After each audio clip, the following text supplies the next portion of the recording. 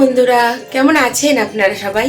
আশা করি সবাই খুব ভালো আছেন, সুস্থ আছেন, আর আমরাও মোটামুটি ভালোই আছি। পিয়ালির একদিনের আরও একটি ভিডিওতে আপনাদের অনেক অনেক স্বাগত। আজকে হচ্ছে জামাই ষষ্ঠী। সবাইকে জামাই ষষ্ঠীর অনেক শুভেচ্ছা। নিশ্চয়ই সবাই হচ্ছে বাপের বাড়ি গেছেন, তা আমি তো যাইনি, এসেছিলাম দুদিন আগে সাঁতরাগাছি, মানে আমি বৌমা ষষ্ঠী করতে। তো আজকে ষষ্ঠীর খাওয়া দাওয়া খেয়ে বিকেলবেলা বেরিয়ে যাবো। আজকে না আমাদের আবার কিছু খেতে নেই, মানে খেতে নেই মানে চিড়ে কলা, তারপরে হচ্ছে দই, এই সব লুচি টুচি পরোটা এসব খেতে হয়, মানে ভাত খাওয়া নেই। আমারই শুধু নেই, আর সবাই খাবে। তো চলুন আগে চাটা করে নিই, চাটা খেয়ে নিয়ে তারপরে সারাদিন কি করছি অবশ্যই শেয়ার করবো। আর এখন আমি বসিয়ে দিচ্ছি চা, কারণ সকালবেলা একটু চা না খেলে ঠিক একটা যেন ভালোই লাগে না। আর দেখুন না বাইরে কি রোদ, এত গরম লাগছে যে কি বলবো। সকালবেলা উঠতে না উঠতেই প্রচুর রোদ উঠে গেছে আর প্রচুর গরম। যাকে হয়ে গেছে আমাদের তিনজনের জন্য লিকার চা। আর এখন একটু চা বিস্কুটটা খেয়ে নিই, তারপর ষষ্ঠীর খাওয়া দাওয়া সকালবেলা সেরে নেবো। আর দুপুরে তো আজকে সেরম কিছু রান্না নেই, কারণ আমি তো ভাত খাবো না। পিসি বলেছে আমাকে সামার চালের খিচুড়ি বানিয়ে দেবে, তাই সেরকম একটা রান্নারও চাপ নেই। জাস্ট স্নান করে আসলাম, এবার একটু ঠাকুর ঘরে এসেছি, একটু ঠাকুরকে পুজো দিয়ে তারপরে গিয়ে একটু দই চিড়ে এসব মাখবো। ভাবলাম আগে স্নানটা করে নিই, আজকে ষষ্ঠীর দিন, ভালো দিন। স্নানটা করে ঠাকুরকে একটু পুজো দিয়ে তারপরে হচ্ছে যাব। এই ঠাকুর ঘরের সাথে না আমার অনেক স্মৃতি জড়িয়ে আছে। বিয়ের প্রথম আমি তো রান্না বান্না কিছুই করতে পারতাম না, এমনকি ঘর ঝাড় দেওয়া, ঘর মোছাও ঠিকঠাক পারতাম না। তখন না আমাকে একটা কাজ দেওয়া হয়েছিল, সেটা হচ্ছে স্নান টান করে ঠাকুর ঘরে এসে পুজো দেয়া। আর সত্যি কথা বলতে আমি ঠাকুর পুজোও কোনোদিনও বাড়িতে সেরমভাবে দিইনি, তাই ঠাকুরও পুজো দিতে ঠিক করে জানতাম না। তাও মোটামুটি মায়ের দেখে আমি একটু পুজো দিতে শিখেছিলাম। সেইভাবেই আমি না ঠাকুর ঘরে এসে অনেক ফুল তুলে নিয়ে বসে থাকতাম, আর আমার না একটা সময় কাটানোরও ভালো জায়গা ছিল। তো এখানে এসেই আমি প্রায় ঠাকুরের জন্য মালা গাঁথতাম, ঠাকুরগুলোকে ভালো করে সাজাতাম, স্নান করাতাম, এই সবই কাজ করতাম। এতে না প্রায় 1 ঘন্টা থেকে 1.5 ঘন্টা আমার লেগে যেত। হয়তো এতক্ষণ লাগার কথা না, কিন্তু আমি একটু বসে, একটু পাখা চালিয়ে, একটু আস্তে আস্তে মালা গেঁথে এইভাবেই পুজোটা সেরে ফেলতাম। এই হলো আমার ঘটনা। ভাবুন, এখন ভাবলে না কেমন যেন হাসিও পায়। আর এই যে ইনি হচ্ছেন আমার জ্যাঠা শ্বশুর। এর আগেও আমি অনেকবার জ্যাঠা শ্বশুরের ফটো ভিডিওতে দিয়েছি, তবে যারা এখন আমার নতুন ভিডিও দেখছেন তারা জানবেন না, তাই জন্যই আবার ভালো করে দেখিয়ে দিলাম। আর এখন না পুজো টুজো দিয়ে একেবারে রান্নাঘরে চলে এসেছি। আর আমি অনেকক্ষণ ধরেই ভাবছি পিসি কি করছে, দেখতেই পাচ্ছি না। ও মা, রান্নাঘরে গিয়ে দেখছি পিসি না আমতেল বানিয়েছে, সেই আমতেল আমাকে দেবে বলে একটা কাচের বয়ামে ঢালছে। আমি গিয়ে বলছি তুমি কত দিচ্ছ? বলছে না না বেশি দেবো না, অল্পই দিচ্ছি। বলেও না একটা বড় কাচের বয়ামে দিয়েই দিয়েছে। আর এদিকে আমি রান্নাঘরে এসে আমাদের জন্য ষষ্ঠীর খাবার দাবার রেডি করেছি। আম, কলা, চিড়ে আর মিষ্টি দই। দেখতেই পেলেন লিচুও নিয়েছিলাম। আর না আমি একসাথে একদম মাখাইনি, কেন বলুন তো, আমার না মাখালে কিরম কিরম একটা লাগে, আমি নিজেও খেতে পারি না, তো ওই জন্য সব সাজিয়ে গুছিয়ে একদম থালায় দিয়ে দিয়েছি, আর যেমন ইচ্ছা সেইভাবে খাবে। এতেই না আমার মনে হয় সুবিধা। আর পিসিও বলল ভালোই করেছিস, বরঞ্চ মাখালেই একটা কেমন লাগে। খেতেও কিন্তু দারুণ লাগলো।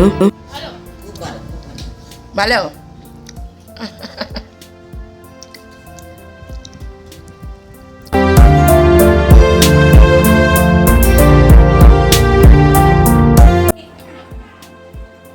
হাতা নিয়ে আসো একটা।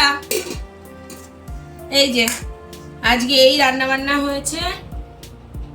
এই যে সামার চাল, এটা আজকে ষষ্ঠী তো আমার ভাত খেতে নেই, এইটা খাবো আমি। এই যে সামার চাল, এটা আমি খাবো। আর এই যে পিসি আর আমার মেয়ের জন্য এই যে ভাত, পটল ভাজা, ঢেঁড়স ভাতে, আর এই যে বড়ি আলু কচু দিয়ে ঝোল, আর এখানে আছে বেগুন ভাজা, পটল ভাজা, বেগুন ভাজা, বেগুন ভাজা।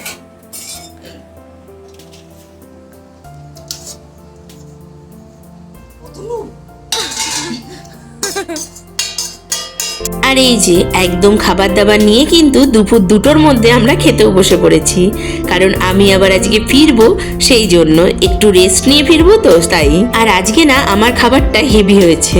সামার চাল না এর আগে আমি খেয়েছি কি খাইনি ভুলেও গেছি জানেন। আর আজকে অনেক দিন বাদে সামার চালের খিচুড়িটা আমার দারুণ লাগলো, সত্যি বলছি দারুণ লাগলো, খুব আনন্দ করে খেলাম। আমার মেয়ে যদি খেত তাহলে না পিসি আর ভাত করতো না, ওগুলো দিয়েই হয়ে যেত। কিন্তু ওই যে ও আবার এইসব ওটস, সামার চাল, ডালিয়া খায় না, ওই জন্য একটু ভাত করতে হলো। না হলে পিসি বলছিল পিসিরও আবার ভালো লাগে নাকি এরকম সামার চাল। তবে পিসি অনেকটাই করেছে, রাতেও পিসির হয়ে যাবে, আবার মনে হচ্ছে কালকেও পিসিকে রান্না করতে হবে না। আর খাওয়া দাওয়া সেরে নিয়ে এখন বসে পড়েছি আমি ব্যাগ গোছাতে। আসলে ব্যাগগুলো থেকে সব বার করেছিলাম তো, আর এখন পিসি একটার পর একটা জিনিস দিয়ে যাচ্ছে, সেইগুলোই না গোছাবো কি করে সেটাই ভাবছি। যা হোক তা হোক করে কিন্তু ব্যাগ আমি গুছিয়েও ফেলেছি।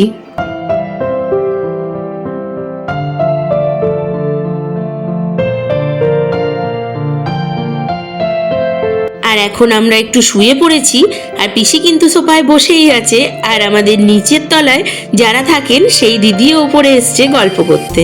আসলে আমরা চলে যাব তো ওই জন্য সেই সবাই মিলে এখন একটু গল্প সল্প করছি। আর আমার না একটু ঘুম ঘুমও পাচ্ছে, তাই জন্য শুয়ে শুয়ে ঘুমাবো না গল্প শুনবো এটাই বুঝে পাচ্ছি না। আসলে বাইরে প্রচুর গরম তো, আর এসির মধ্যে ঢুকেছি ওই জন্য যেন ঝিম লেগে যাচ্ছে। আবার ভাবছি না থাক ঘুমাবো না, তাড়াতাড়ি তো আবার উঠতেও হবে। তবে অত তাড়া নেই জানেন, ভাবছি একটু বিকেল বা সন্ধে হতে না হতেই তখনই বেরোবো। রোদের মধ্যে বেরোলে না বড্ড কষ্ট হয়।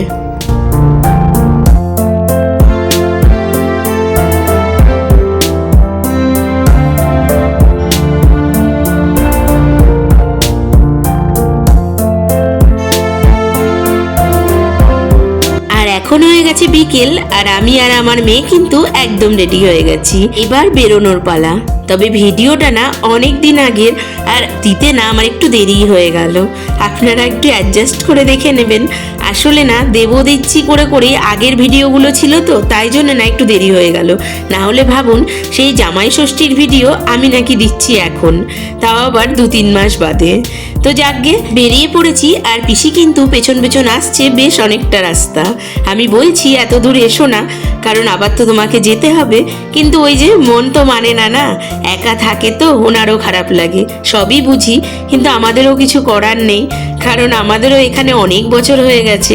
আর মেয়েও যেহেতু পড়াশুনো করে না, সেই জন্য আর এদিক ওদিক যাওয়ারও কোনো প্ল্যান নেই। আর পিসি যেহেতু অনেক বছর সাঁতরাগাছিতে আছে, তাই সাঁতরাগাছি থেকে পিসিরও আসতে ইচ্ছা করে না।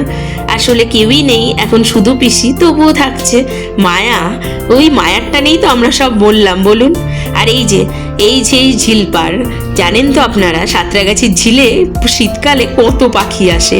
আর সেই দিন ওই যে বলছিলাম না টোটো আমাদেরকে ঘুরিয়ে নিয়ে এসছে এই যে এই রাস্তাটার জন্য, এই রাস্তায় কাজ হচ্ছিল বলে আমাদেরকে একটু পেছন দিয়ে নিয়ে এসেছে, তাতেই কতগুলো টাকা নিয়ে নিল।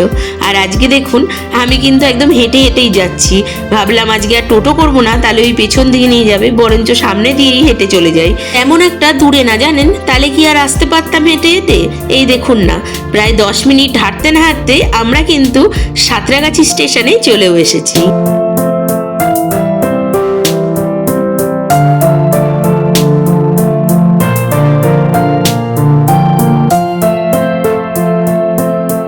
আর এই স্টেশনের কাছে নাকি একটা রেস্টুরেন্ট হয়েছে, ওই বলছে নাকি একটা ট্রেনের বগিকে এখানে এনে বসিয়ে দিয়েছে, আর সেটাই হয়ে গেছে রেস্টুরেন্ট। তো আমি না এদিক ওদিক ভালো করে খুঁজছি, প্রথমে না খুঁজেই পাচ্ছিলাম না, ভাবলাম এটাই বোধহয় রেস্টুরেন্ট। আর এই দেখুন না আগেকার দিনে যেমন ট্রেন চলতো সেই ট্রেনের ইঞ্জিনটাকেও এখানে রেখে দিয়েছে। আসলে সাঁতরাগাছি তো স্টেশনের জন্যই বেশি বিখ্যাত।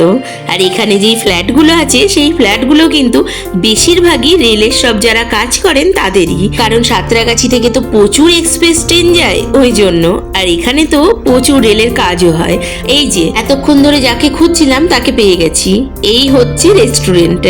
একটা ট্রেনের বগিকে এনে বসিয়ে দিয়েছে আর তার ভেতরেই করেছে রেস্টুরেন্ট। তবে দেখতে কিন্তু বেশ সুন্দর লাগছে। এবার তো আমার আশা হলো না, এরপরে ইচ্ছে আছে যখন সাঁতরাগাছি আসবো তখন একবার হলেও এই রেস্টুরেন্টে ঢুকবো আর একটু কিছু টেস্টও করে নেব।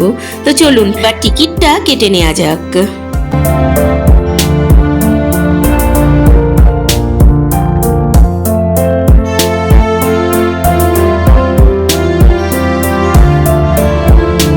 উঠে পড়েছি প্ল্যাটফর্মে, আর এখান থেকে না আমি ওই যে ওভারব্রিজটাকে বারবার দেখছি। এখান দিয়ে হলে কত তাড়াতাড়ি চলে যাওয়া যেত, আর এখন সেই কতটা ঘুরে যেতে হবে। তবে এখানে তো প্রচুর বড় স্টেশন, এদিক থেকে না ওদিক দেখা যায় না, শুধু ট্রেন আর চারদিকে শুধু ট্রেনই। তো চলুন হেঁটে হেঁটে আবার যাওয়া যাক ওই ওভারব্রিজের কাছে।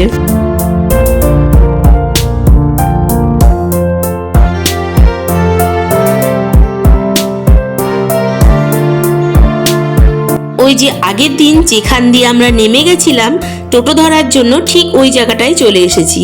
আর ওর পাশ দিয়েই কিন্তু ওভারব্রিজটা, এই যে এই রাস্তাটা, এটা কিন্তু আগে ছিল না, এখন পরিষ্কার করে বেশ সুন্দর যাতায়াত করছে মানুষ। আর এই যে ওভারব্রিজটা তো বিশাল বড়, চলুন দেখি আবার কোথায় ট্রেন দেয়।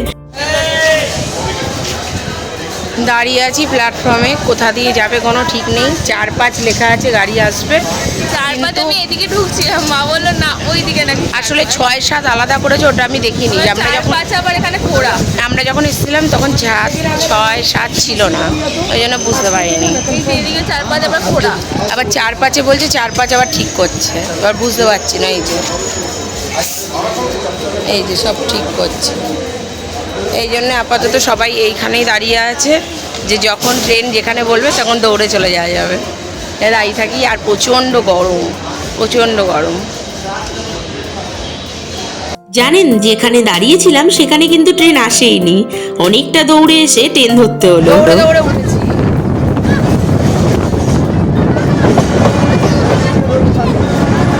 আমি তো ভেবেছিলাম ট্রেন বোধহয় পাবো না, আবার যখন ট্রেনটাকে দেখলাম তখন দেখছি এত ভিড়, আমি তো উঠতেই পারছিলাম না। হঠাৎ করে একটা বগির দিকে চোখ যেতেই দেখলাম বেশ একটু ফাঁকা আছে, অমনি আমি আর মেয়ে দৌড়ে উঠে পড়লাম। আসলে সাঁতরাগাছিতে লোকাল ট্রেনের তো কোনো ঠিক ঠিকানা থাকে না, এই ট্রেন চলে গেলে আবার কখন ট্রেন পাবো, ওই জন্য একটু তাড়াহুড়ো করেই ধরে নিলাম।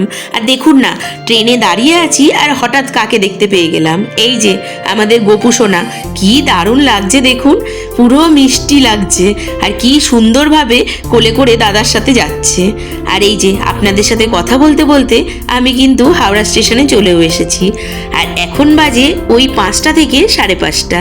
আর দেখুন না, অন্ধকারও প্রায় হব কিন্তু এখনো হয়নি।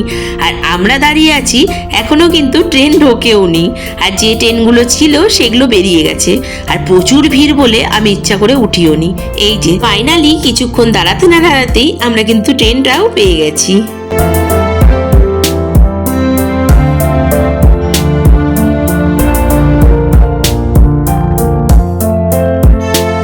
আর আমাদের গন্তব্যে আমরা কিন্তু চলেও এসেছি, আর এখন প্রায় সন্ধে লেগেই গেছে।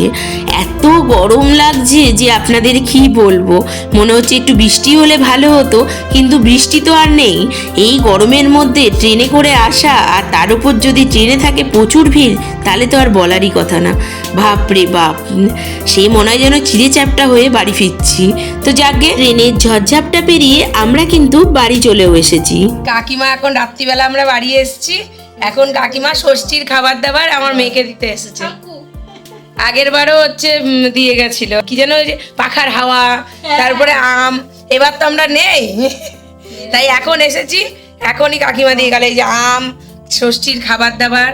আমার মেয়ের তো পোয়া 12, ভালোই হয়েছে, নে পেয়ে গেলি খাবার, ষষ্ঠীর খাবার। 2টো আম, আর এই যে অনেক কিছু রান্না হয়েছে। চিংড়ি মাছ দেখো কত, আম্মা বেশি করে দিয়েছে চিংড়ি মাছ। ওটা হচ্ছে পাবদা মাছ, সর্ষে বাবদা। এই যে অনেক কিছু, ভাত, শুক্তো, মটর, আবার কাঁসার থালায় করে দিয়েছে, যে আগে রেখে আয়। ও আবারও দিনের বেলা নিরামিষ খেলি, এখন মাছ মাংস সব খেতে হবে রাতে। চলো টাটা টাটা। টাটা।